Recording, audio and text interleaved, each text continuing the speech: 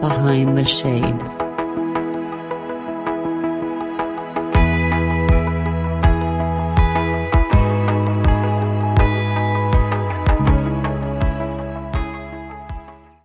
Do you find that the boundaries are sometimes being tested, or maybe they're not as firmly created by the parents? Well, boundaries being tested by young kids is just a normal part of development. That's their job, right? They're trying to figure out what are the rules of the world, and they always are going to test us as parents and caretakers far more than they're going to test anybody else in the outside world, because no matter what they say or do, we aren't going to love them any less. So that's why we get some of their ugliest behaviors. Now, that doesn't mean we're going to like being around them while they're doing that necessarily, but that is a normal part of development. They're just trying to figure out the A's and B's. If I do A, am I going to get B every single time? And this is where kind of the train goes off the track for parents, is the consistency. They lack the consistency. And if kids are going to get B sometimes, and sometimes I get an F, and sometimes I get D, they're going to continue to test until they have figured out, especially young children, when they finally figured out that every time I do A, I'm going to get B. Then they can close this loop that's developing, a neural pathway that's developing in the brain that can say, okay, I'm good. I figured it out. No matter how many times I do this with my parent, this is always going to be the response. So I'm going to make the decision that it doesn't work for me anymore, and I'm going to move on to the next thing to test my parent on.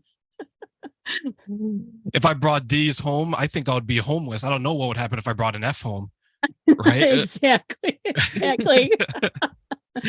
I know. Well, and one big thing that I always like to go over with parents is to really understand like different parenting styles and their outcomes, right? So we don't want to be the helicopter parent who's doing everything for our kids and letting them kind of walk all over us and giving them everything they want, because then they grow up into an adult and they think that that's what their experience is going to be. And boy, that is not their experience as an adult. I have to pay my own bills. I have to figure out, I have to go to work when I don't want to go to work. We also don't want to be the drill sergeant parent who's telling our kids, you need to do this, you need to do that, you better take care of this, because at some point in time, we're not going to be there anymore to tell them what to do. Both of those parenting styles, research has shown, lead to lower self-esteem, an increase in mental illness and mental health issues as adults, anxiety, depression, because both of those styles send the message that you can't handle life on your own. You either need me to do it for you all the time as a helicopter parent, or you need me to tell you what to do. So we're actually undermining their self-confidence. So what we really want to do is be a consultant parent. We want to provide them with feedback. We want to have firm and healthy boundaries for ourselves. Like, I don't hang out with kids that scream at me. You can go on up to your room and do that. Come on down when you're all done with that. I'm happy to talk to you in a calm voice, like I'm talking to you right now. So the consultant parent's going to let them make the mistakes, give them natural consequences, and demonstrate good boundaries, because then kids can learn to develop their own internal dialogue where they're thinking, boy, the last time I said that to my mom, it didn't work out so well for me. I don't think I want to talk to her that way again because it doesn't work to get me what I want. When I think of a consultant parent, I think of you treating the child like an adult in a way, right? Where you're, just based on the example you've given, where if I'm having a conversation with you and there's a behavior that you're doing that I don't appreciate or I don't like, we would have that conversation and say, hey, I didn't like the way you approached me, and had that type of conversation. Maybe when you're ready to have a better conversation, you and I can continue further. Would that be an accurate example of a consultative parent? That's a perfect example. And here's the big bonus in responding that way to our kids, is that we're modeling how we take care of ourselves. Like, I'm not going to interact with a kid who's being disrespectful to me. We're not going to say it that way. You can't talk to me that way, right? Because then that's just I can't. Well, yes, I can. But what you're doing is you're modeling how you take care of yourself. Like, I don't hang out with kids that are hitting. I don't hang out with kids that are, yelling at me. They then internalize that, right? Because we're doing it, our responses are always in a calm and assertive voice, right? Using I statements, like you were using an I statement there. I would be more than happy to when you this. right? Instead of you, because when we use the yous, people get defensive, right? So when we're modeling that kind of communication style and parenting style for our kids, they're internalizing that. So when they next time are hanging out at school with a peer that's maybe coming off a little bit too aggressive or too bossy or being disrespectful, they know this is not how I shouldn't be interacting with people that are interacting with me in this manner. So I need to have a good boundary. And I know what that good boundary is because I see it consistently from my parent.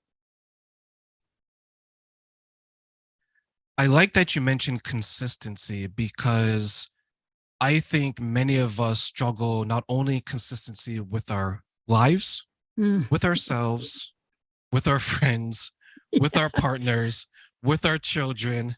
It just seems to be one of those words like accountability, responsibility. It's just, we all know what it means, but do we always do it? Are we consistent in our accountability, or are we consistent in our inability to be accountable, or worse yet, we're consistent in being irresponsible?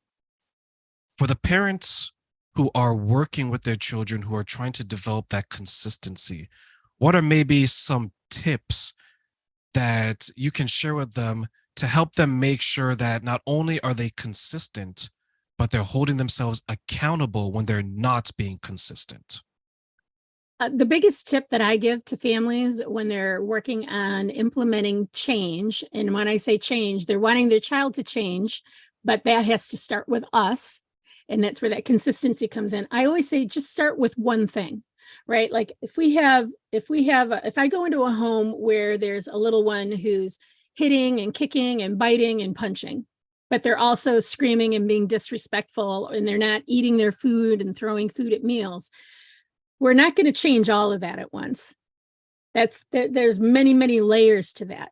So I always suggest to parents to start with the one thing that is draining your energy the most. So if it's a little one who's doing a lot of hitting, or for parents who have maybe older kids, if it's kind of the back talk, right, that we see from, now elementary age kids, not just teenagers, we're seeing it from elementary age kids. If it's the back talk, you want to address that one thing.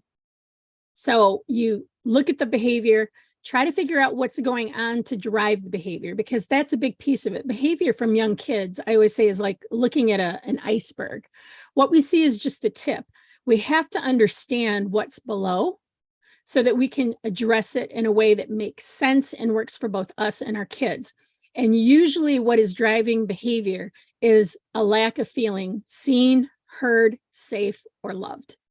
Now, that's not to say that we as parents are, doing things that maybe are causing our kids to feel that way, but for whatever reason, our kids are feeling that. And it's not our job to judge what they're feeling or the relevancy of it to us, because they feel what they feel.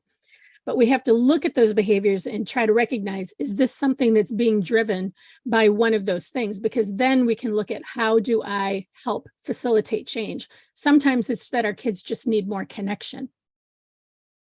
They need more time with us in a positive way. I always say when behavior goes up, our one-on-one time with our kids needs to go up.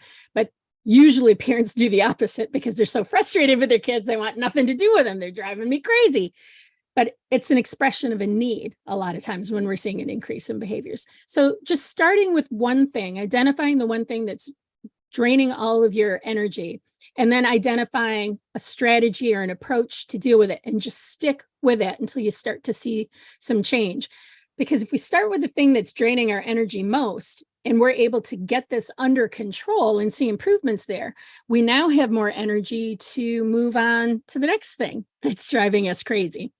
And pretty soon we've kind of got this avalanche of goodness happening, where what used to be, I don't enjoy being around my kids, to being, I'm really finding the joy in being a parent again. I actually had a parent say that to me a couple of weeks ago, just after implementing a couple of strategies that we talked about. She's like, my husband and I were just talking about how we're actually enjoying our child, whereas a couple of weeks ago, we really were not, because they were feeling challenged. They were feeling overwhelmed by his behaviors. And really all it was he had a need. Once we identified that need and they were able to meet it, they were able to look at it through a different lens and find and see progress in eliminating the behaviors that he was using to challenge them.